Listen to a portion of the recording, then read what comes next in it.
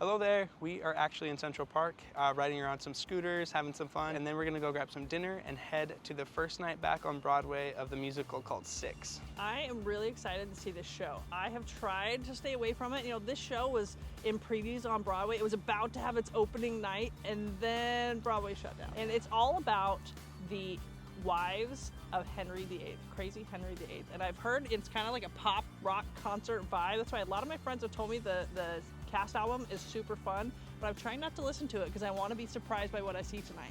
Likewise, I've completely avoided anything and everything I can on social for this. We typically like to do that with new shows. Every now and again a new show sneaks in and we have to check it out beforehand. There's something really wonderful about going into a new musical and just kind of seeing it the way they want to present it to you without any kind of preconceived thoughts or notions. But I don't know about you, for me it's hard to avoid because I have so many friends talking about it and I follow so many different Broadway type of like blogs and channels and things. Yeah. And it's really hard to avoid because everybody's talking about it. Yeah, it seems like it's everywhere. I've heard people talk so heavily about the lyrics and kind of, you know, just how smart and fun they are. So I'm really excited to check this out and just kind of go on the wild ride of the musical Six. Me too. So as we've come back to New York for the first time, you know, since Broadway reopened this week, we've gone to a couple of shows, and as we've been going to shows, we've been kind of talking about all these memories of Broadway and kind of, you know, how things got started for us. So I thought it'd be fun to quickly share just a little bit of a backstory for us when it comes to like how we got here and how we love Broadway. Yeah. So tell us a little bit about you. I grew up in a household where everybody performed, but I didn't. But I was always a really good cheerleader. I grew up in the theater watching everybody else perform, and then by everybody else, she needs her siblings. Yeah, my siblings. But even my mom did it. She was in Sound of Music and Annie. Anyways, so I grew up listening to cast albums the whole drive. We would go on drives all over the West, and I grew up on Les Mis, Secret Garden, even the Pirates of Penzance, like totally different. But yeah, cast albums were my jam my whole entire life. And even now, if you get my family together, we still know all the words to every single show we grew up listening to. Awesome. That's definitely not me. That's not my experience with it. I had some early exposure to theater as my sisters did different shows in their high school productions. I remember my first time really going to a show that I recall. I went to Fiddler on the Roof. It was my sister's school production, and during like the nighttime scene or whatever, they pulled me on the stage. I remember just sitting in the front and I was like, whoa! Ah! So it was kind of my first whirlwind experience with theater, and then really I didn't do much with it. I always kind of enjoyed it, but I didn't really go to theater or do much with it till later on in life. I had some friends invite me to go with them to our local touring, and then I started going to those shows at the Capitol Theater in Salt Lake City, and started to like it a little bit more. And then I sat in kind of by myself because the way the tickets work, I couldn't sit next to my friends, so I sat by myself and ended up sitting right next to this girl and her friends.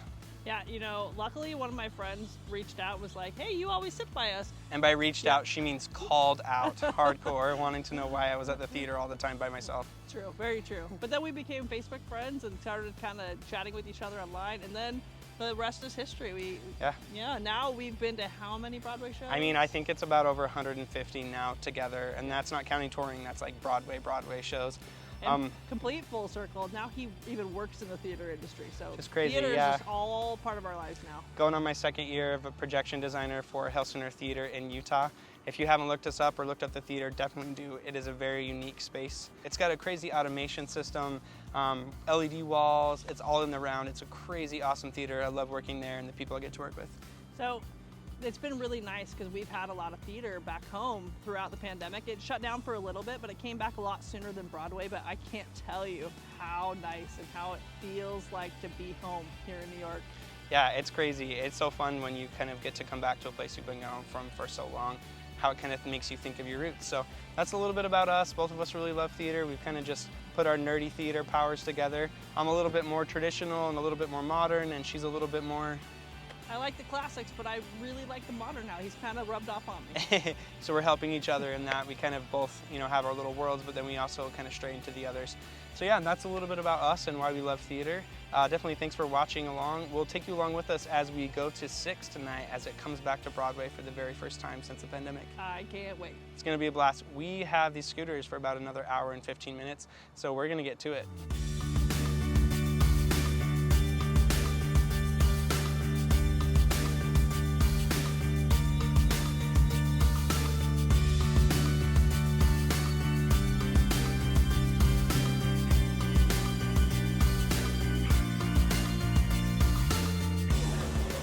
Hey there, we just finished up in Central Park on the scooters. Of course, had to go get some Los Tacos in Times Square.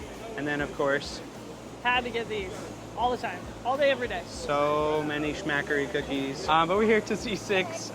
This show, like we said earlier, we don't know much about, just going in blind. It's fun to see. There's a lot of energy out already. I mean, we're still about 45 minutes of showtime. There's cameras out there. It's a lot of excitement for a new show to be opening. First night back on Broadway with Six. We wanted to see the show for a second. Can't wait for the music and just the fun. It's going to be interesting to see what this show is all about. Let's go check it out.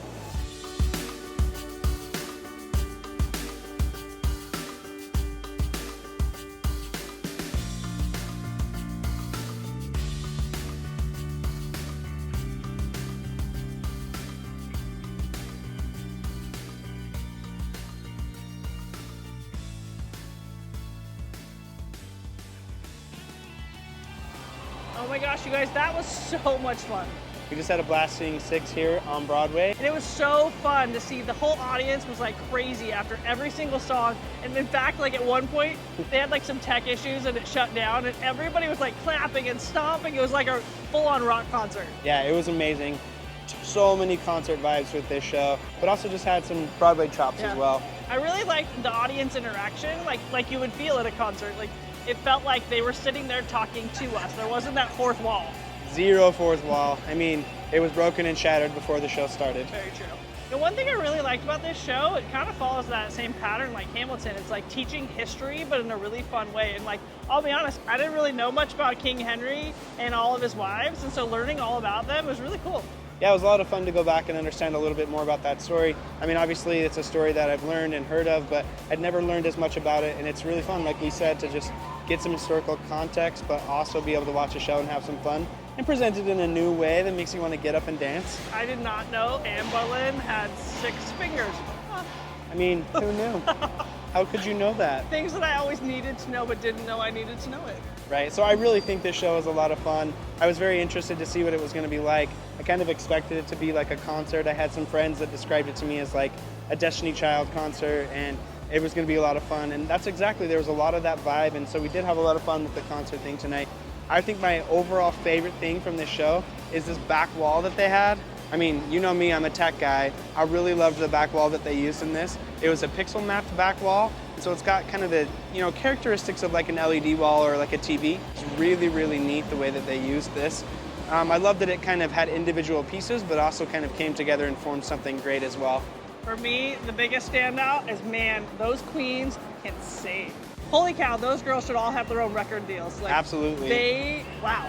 Vocals for days. It was so much fun to watch them kind of step up and take their turn and talk, when it was their world and they were singing about their history and their life, but then also just so seamlessly blend into the background and, pick up background vocals for each of the person when it was their turn.